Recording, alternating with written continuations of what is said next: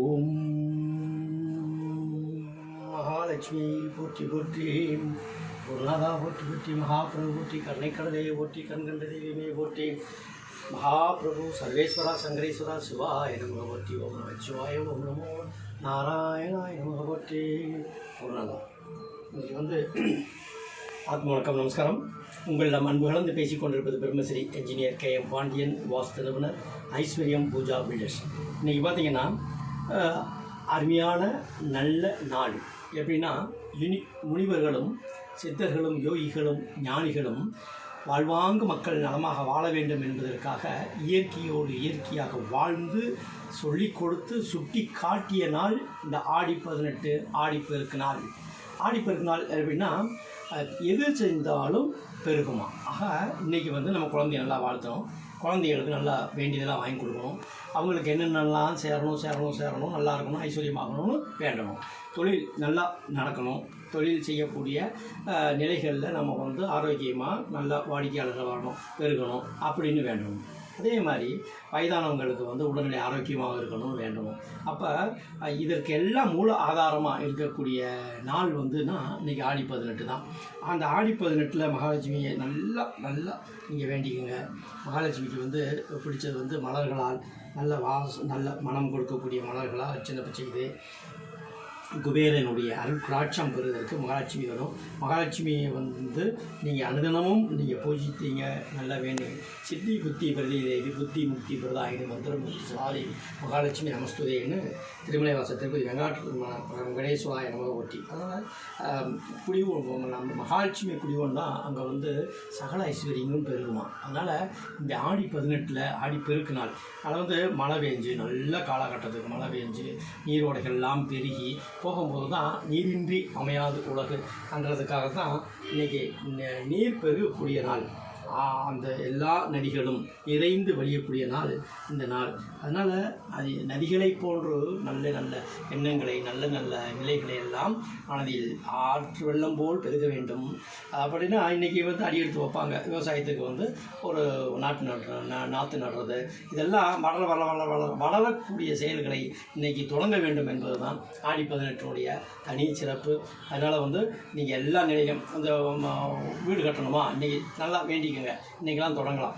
ஆடி மாதத்து தொடங்கக்கூடாதுன்னு சொல்லுவாங்கள்ல, ஆடி 18 நீங்கள் இன்றைக்கி வீடு கட்டணும், நல்லா இது பண்ணணும் அப்படின்னு சொல்லி நீங்கள் வேண்டிக்கங்க. என்ன வரம் கேட்டாலும் கொடுக்கக்கூடிய நன்னாள் இன்றைக்கி நாள். பிரபஞ்சத்தில் இன்றைக்கி எல்லாம் அவங்கெல்லாம் நற்தேவதைகள் நல்லதே நடக்கும் என்று சொல்லக்கூடிய நல்ல ஆன்மாக்கள், நம்ம பெரியவங்கள்லாம் நம்மளுக்கு ஆசீர்வாதம் கொடுக்கக்கூடிய நாள் இந்த ஆடி 18 நாள். இந்த ஆடி 18 நாள் சொல்லணும்னா சொல்லிகிட்டே இருக்கலாம். அதாவது எடுத்த காரியங்கள்லாம் வெற்றி அடைகிறதுக்கு சிறந்த நாள் எதுனா அந்த ஆடி 18 ஆடிப்பெருக்கு. எதை தொட்டாலும் வளரக்கூடிய நாள். அதுக்காக தான் இன்றைக்கி ஒரு செடியை நட்டு வைப்பாங்க. புதுசாக எந்த வண்டி வாகனங்கள் வாங்குறது, புதுசாக ஒரு ஆஃபீஸில் புது கணக்கு ஓப்பன் பண்ணுறத கூட நீங்கள் பண்ணலாமா. அதாவது முன்னோர்கள்லாம் அப்படி தான் செஞ்சுருக்காங்க. எது செய்தாலும் நிறையக்கூடியது. அதாவது இன்றைக்கி பணம் நீங்களே என்ன பண்ணணும், உங்கள் கலாவில் எடுத்து வச்சிங்கனாக்கா அது பெருகக்கூடிய நாள். அதாவது பெருக்கத்தை உருவாக்கக்கூடிய நாள். இன்றைக்கி தனி சிறப்பு என்னென்னு கேட்டிங்கன்னா, ஆடி 18 மிகப்பெரிய பெருகக்கூடிய நாள். நல்நாள். நல்ல சிந்தனைகள், நற்செயல்கள், நல்ல அறவழிகள் போகக்கூடிய நிலைகள், தவ வலிமைகளை பெருக்கக்கூடியது, உள்ளொளியை பெருக்கக்கூடியது, தன்னை தானே சுத்திகரிப்பு செய்யக்கூடிய நாள் இந்நாள்.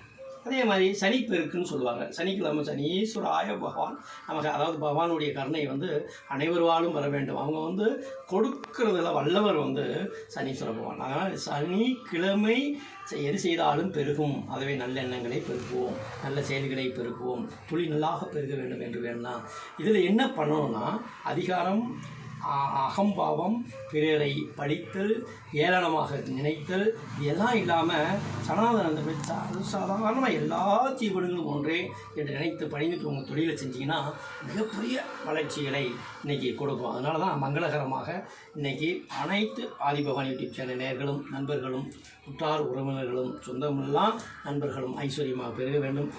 நல்ல வாஸ்துப்படி நாங்கள் பிளான் கட்டி போட்டு கொடுக்குறோம், கன்ஸ்ட்ரக்ஷன் பண்ணி கொடுக்குறோம், எத்தனையோ வாழர்களுக்கு ஆலோசனை கொடுக்குறோம், வாஸ்து நிலையில் சொல்லிக் கொடுக்குறோம்.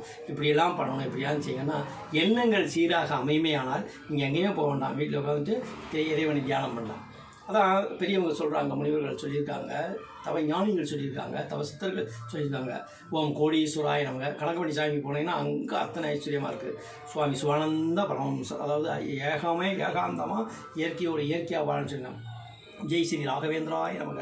அதாவது தன் நிலையை உணர்ந்து சகா காலம் இறைவனுக்கு பயிற்சி. ராம் ராம் ராம் ராம் ராம் ராம் ராம் நானே சொல்லிட்டு இருப்பாங்களாம் ராகவேந்திர பகவான். அதாவது ஐஸ்வர்யம் கிடைக்கூடாது. ஜெய் ஸ்ரீராம். சாய்நாதர்கிட்ட போனீங்கன்னா அவர் எல்லா நிலையிலையும் எல்லா ஜீவராசிகளாக இருக்கார். நீங்கள் எந்த நிலையிலையும் ஒரு நிலையை திடாகத்தமாக நல்ல ஒரு ஆரோக்கியமான நிலையை பெறுவதற்கு இறையாண்மை வேணும். அந்த இறையாண்மையோடு சேர்ந்து நீங்கள் எல்லா துறையும் செஞ்சீங்கன்னா ஐஸ்வர்யம் பெருகும். ஐஸ்வர்யம் பெருகட்டும் என்ன உங்களோட அன்புகளும் தாடி பெருகு நல்லால. பெண்களுக்கு உகந்த நாள், முக்கியமாக பெண்களும் நதியும் ஒன்று. அதாவது பெண்கள் ஒரு குடும்பத்தில் இருக்காங்கன்னா அவங்க மகாலட்சுமி. அவங்க தான் அதாவது 0 to ஹீரோ ஆக்குறதுக்கு பெண்களுடைய முழு பார்வையும் குடும்பத்தில் இருக்கும். அதே மாதிரி நாட்டை வளம்படுத்துவதற்கு நதி வேணும். அதுவும் நதியும் பசுவும் பெண்களும் ஒன்றுன்னு சொல்லியிருக்காங்க. ஆனால் தாய்மார்களுக்கு வீட்டில் இருக்கிற அத்தனை பேர்களும் நலமாக இருக்க வேண்டும். பெண்கள் இன்றைக்கி அவங்க வீட்டில் தீப ஒளி விளக்கு ஏற்றுங்கள். இருள் நீங்கி அருள் கிடைக்கும், ஜோதி விருட்சம் பெருகும். ஆகவே இன்றைக்கி எல்லாத்துக்கும் உங்களுடைய அனைவருடைய ஆசீர்வாதையும் பெற்று நானும் உங்களை வாழ்த்துவதில் பெருமை அடைகின்றேன். ஆத்ம வணக்கம். நமஸ்காரம்.